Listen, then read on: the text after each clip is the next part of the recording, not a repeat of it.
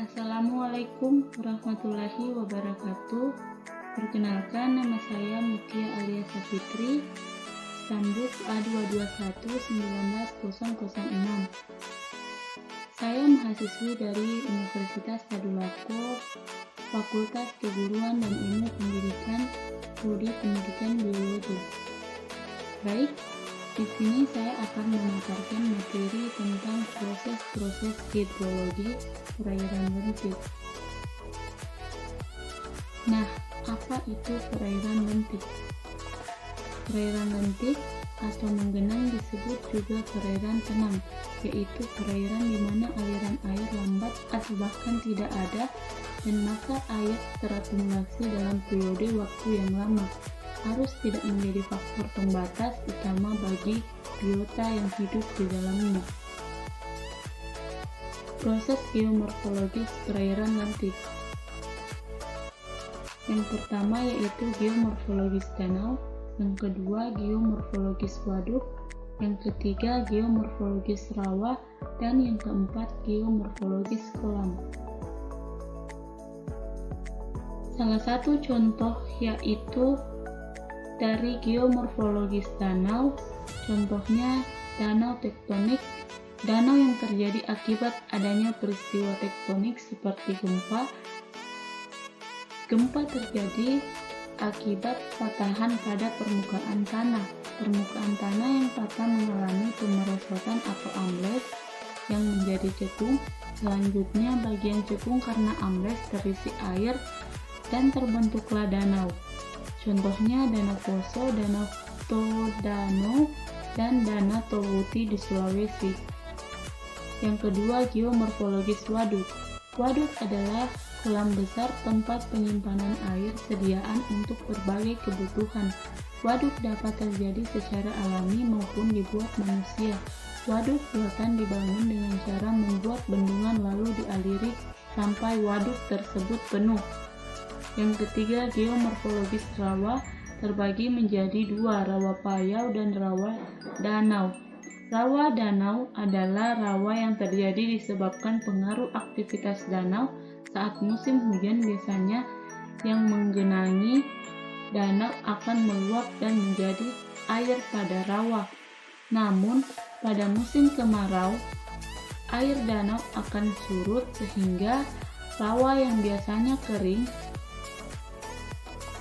Rawa payau adalah rawa yang ada di muara sungai dengan keadaannya dipengaruhi oleh pasang surut air laut.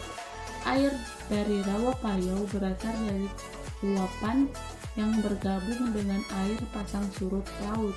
Rawa jenis tersebut banyak ditumbuhi rerumputan dan pohon dan tahan air, misalnya kayu ulin, bakau, dan lain sebagainya.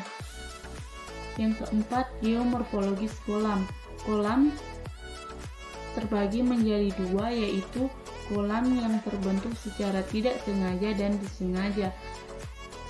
Kolam yang terbentuk secara tidak sengaja pada umumnya terjadi karena kegiatan yang mengakibatkan adanya cekungan di suatu tempat pada musim hujan akan berisi air sehingga masyarakat memanfaatkannya untuk memelihara ikan. Kolam tersebut memiliki luas sekitar 500 sampai 10.000 meter kubik dengan kedalaman 4-7 meter atau lebih. Umumnya terisi air setinggi hingga 3-4 meter. Kolam yang terbentuk secara sengaja, pada dasarnya kolam sengaja dibuat untuk memelihara ikan yang jenisnya bervariasi. Tergantung luas lahan, ukurannya mulai dari kecil sampai besar, dari hanya satu kolam sampai dengan 1 unit kolam. Proses hidrologi perairan lentik. Sebelum masuk ke prosesnya, terlebih dahulu kita mengetahui pengertian dari siklus hidrologi. Siklus hidrologi merupakan siklus atau sirkulasi air yang berasal dari bumi kemudian menuju atmosfer dan kembali lagi ke bumi yang berlangsung secara terus-menerus. Nah, masuk ke tahapan terjadinya proses hidrologi. Pada suatu saat, karena adanya pemanasan oleh sinar matahari, air yang ada di laut akan mengalami evaporasi atau menguap.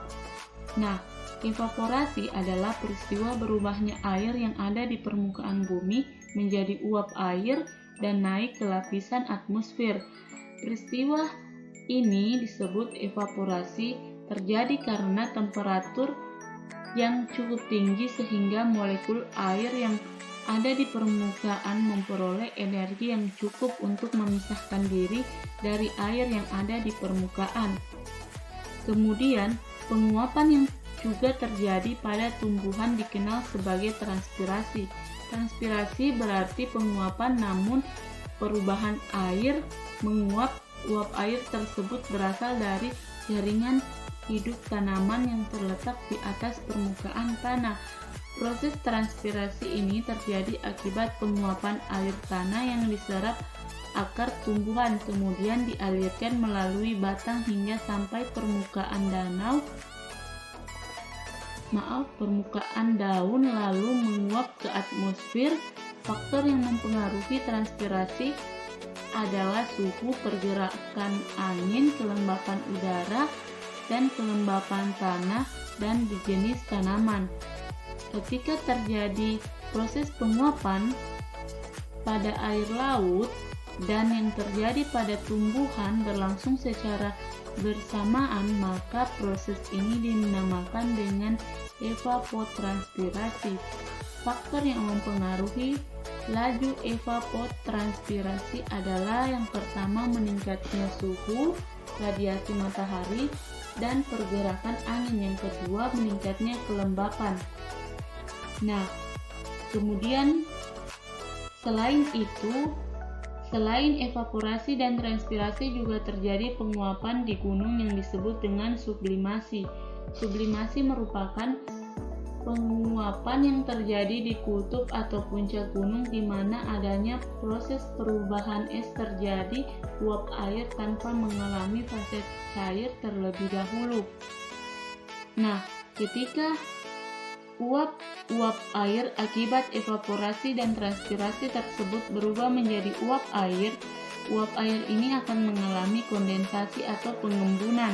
Kondensasi adalah perubahan wujud air menjadi partikel-partikel kecil dan titik-titik air dengan ukuran sangat kecil setelah proses penguapan. Kondensasi dipengaruhi oleh suhu udara rendah pada ketinggian tertentu. Partikel titik-titik air tersebut kemudian saling berdekatan dengan membentuk awan.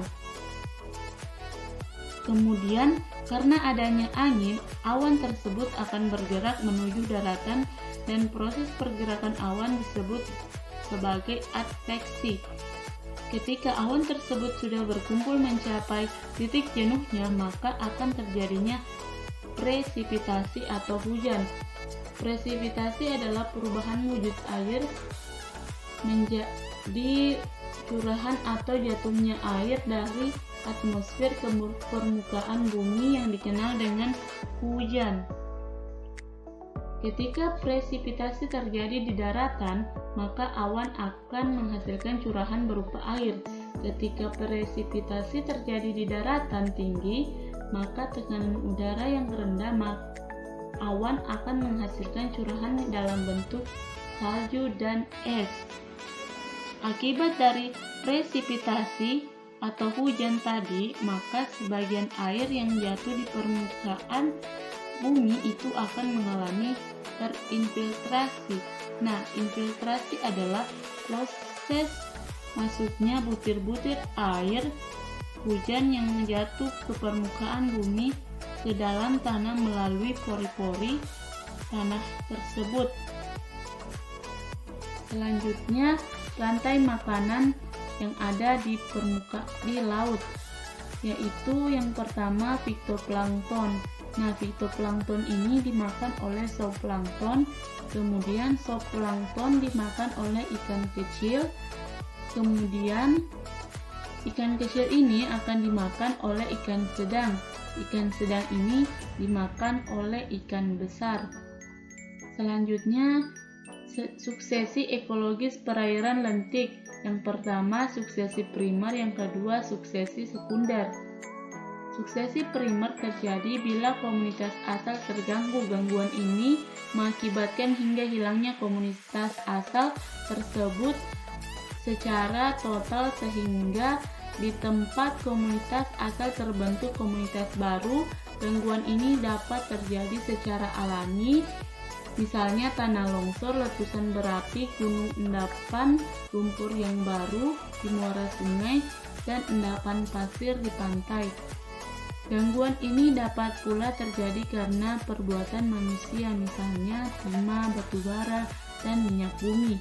Suksesi sekunder terjadi apabila komunitas mengalami gangguan, baik secara alami maupun buatan. Gangguan tersebut tidak merusak total tempat tumbuh organisme sehingga dalam komunitas tersebut substrat lama dan kehidupan masih ada. Kemudian, adapun kami melakukan pengamatan langsung di Desa Mata Uwe, Kecamatan Kulawi, Kabupaten Sigi. Praktikum ini dilakukan dengan pengambilan sampel pada lokasi sungai untuk perairan lotik dan kolam untuk perairan lentik.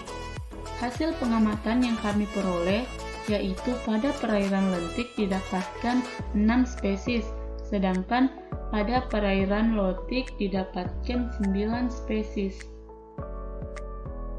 Oke, sekian pemaparan materi dari saya ucapkan banyak terima kasih. Wabillahi taufiq wal hidayah.